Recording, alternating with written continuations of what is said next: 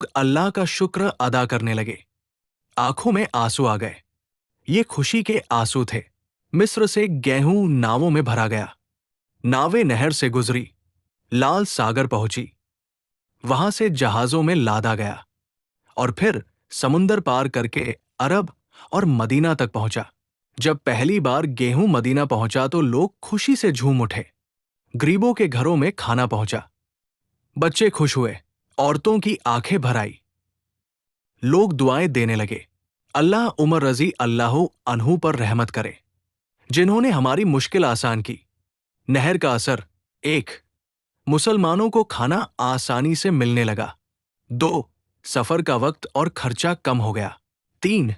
गरीबों को राहत मिली। 4. इस्लामी हुकूमत मजबूत हुई। 5. व्यापार और तिजारत बढ़ी। सहाबा रजी अल्लाह अन्हु ने मस्जिदों में दुआ की। कहा, अल्लाह अमीरुल मोमिनीन उमर रजी अल्लाह अन्हु को इस नेक काम का सबसे बड़ा इनाम दे। नहर की तामीर मुकम्मल हो चुकी थी। महीनों की मेहनत और सहाबा की रहनुमाई से जो काम शुरू हुआ था, अब उसका फल पूरी उम्मत देख रही थी। जब नहर से पानी बहा और गेहूं के इस खीरे मदीना पहुंचे, तो न सिर्फ मदीना बल्कि मिस्र और आसपास के इलाकों में भी नई जिंदगी की शुरुआत हो गई। मिस्र की सरजमीन, जो कभी रेगिस्तान की सख्ती से जूझती थी, अब पानी की बरकत से हरियाली में बदल रही थी।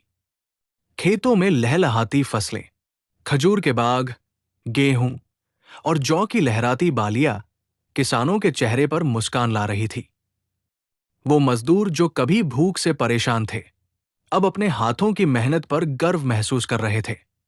बच्चे जो कभी सूखे रोटे और भूखे पेट सोते थे, अब भरपेट खाना खा रहे थे। औरतें मिट्टी के घरों में दिए जलाकर अल्लाह का शुक्र अदा कर रही थी। बाजारों में रौनक बढ़ गई। पहले जहां तंगी और कमी का आलम था, अब वहां सौदागर, किसान और मजदूर सब खुशी खुशी कारोबार कर रहे थे। गेहूं, जौ और खजूर इतनी मिकदार में मिलने लगे कि दाम गिर गए और हर गरीब आदमी आसानी से खरीदने लगा।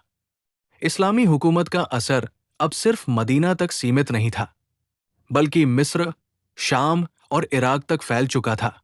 मिस्र की नहर ने सिर्फ जमीन की शक्ल नहीं बदली, बल्कि लोगों के दिलों को भी बदल दिया।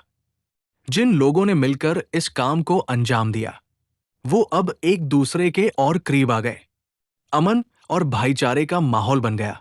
इस नहर से निकलने वाला अनाज जब ऊंटों के कारवा और नावों के जरिए दूर दराज इलाकों